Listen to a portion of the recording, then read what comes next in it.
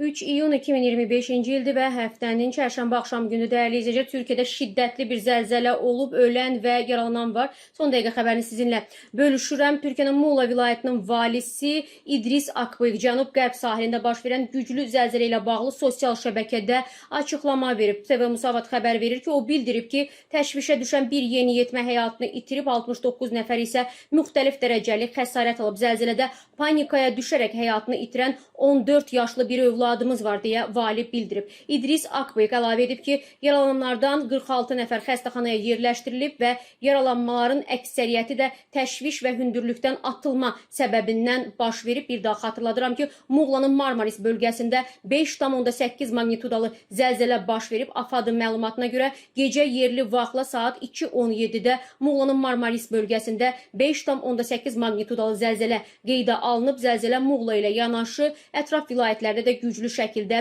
hiss olunub və hansı dağıntı və tələfata səbəb olub, bu barədə isə rəsmi məlumat verilməyib. Dəyərli izləyicilər, demək, olumsuz bir vəziyyət yoxdur. Muğla valisi bir açıqlama verib ki, demək, sahə üzrə yoxlama işləri davam edir və bütün vətəndaşlarımıza keçmiş olsun deyib və biz də Türkiyəmizə keçmiş olsun deyirik.